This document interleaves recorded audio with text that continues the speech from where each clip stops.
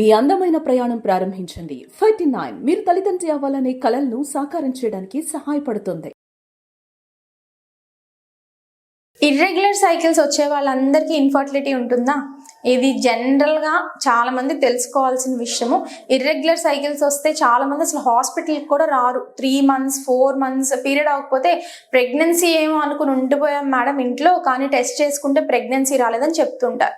Irregular cycles ఉండే వాళ్ళకి pregnancy వచ్చే అవకాశం without assistance of a doctor తక్కువ ఉంటుంది. ఎందుకు అంటే ఫస్ట్ ఇర్రెగ్యులర్ సైకిల్స్ ఎందుకు వస్తున్నాయో కారణం తెలుసుకోవాలి.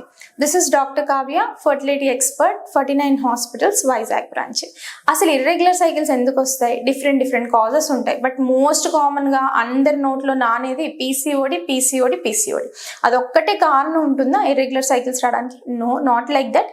హార్మోన్స్ అనేవి, there are so many hormones in our body. Hormone irregularity ఉండడం ద్వారా కూడా ఇర్రెగ్యులర్ సైకిల్స్ వస్తాయి. So first coming to thyroid abnormalities. Thyroid ఎక్కువ ఉన్నా, థైరాయిడ్ తక్కువ ఉన్నా పీరియడ్ ఇర్రెగ్యులారిటీ ఉంటుంది. సెకండ్, ప్రొలాక్టిన్ అనే హార్మోన్ మన బ్రెయిన్ నుంచి రిలీజ్ అవుతుంది. జనరలీ ఆ హార్మోన్ ఉండాల్సిన దానికన్నా ఎక్కువ ఉన్నట్లయితే ఫస్ట్ ఇర్రెగ్యులర్ పీరియడ్స్ తోనే స్టార్ట్ అవుతుంది. కొంతమంది ఈవెన్ హెడ్ఏక్ తో కూడా ప్రెజెంట్ చేస్తారు. బట్ హాస్పిటల్కి వచ్చినప్పుడు ఏంటంటే ఆ హెడ్ఏక్ మర్చిపోతారు. సో ఇది కూడా చూసుకోవాల్సి ఉంటుంది. థర్డ్ పార్ట్, అసలు పీరియడ్ ఫస్ట్ నుంచి ఎలా వస్తుందో కూడా చూసుకోవాలంటే కొంతమందికి డిలేడ్ సైకిల్ ఉంటుంది. రావడమే పెద్ద మనిషి సుమారుగా 15-16 సంవత్సరాల తర్వాత వస్తారు. సో వాళ్ళకు కూడా ఇర్రెగ్యులారిటీస్ అనేవి కనిపిస్తాయి అనమాట. అదేమైనా సిండ్రోమిక్ ఫీచర్స్ కూడా ఉంటాయి అనమాట. నెక్స్ట్ అదర్ హార్మోన్స్ ఏంటి అంటే మన బాడీలో ఓవ్యులేషన్ కి సంబంధించిన హార్మోన్స్ ఉంటాయి. అంటే FSH, LH అనే హార్మోన్స్ ఉంటాయి. ఈ అబ్నార్మాలిటీస్ ఉండడం వల్ల కూడా ఇర్రెగ్యులర్ సైకిల్స్ వస్తాయి.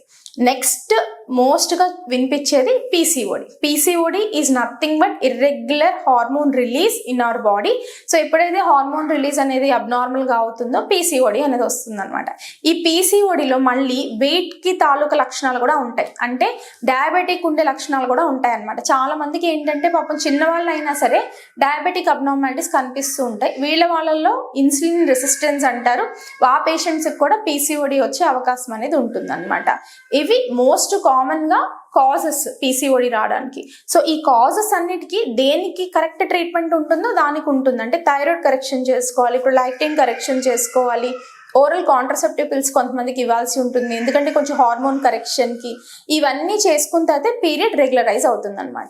సో రెగ్యులరైజ్ అవడంలో అన్నిటికన్నా important life style changes. Weight gain ఉండకూడదు, హెల్దీ డైట్ తీసుకోవాలి, బ్యాలెన్స్డ్ న్యూట్రిషన్ తీసుకోవాలి. ఈ ఫ్యాక్టర్స్ అన్ని యాడ్ చేసుకుని రెగ్యులరైజ్ చేసుకుంటే పేషెంట్ కి కన్సీవ్ అయ్యే అవకాశం చాలా ఎక్కువ శాతం ఉంటుంది.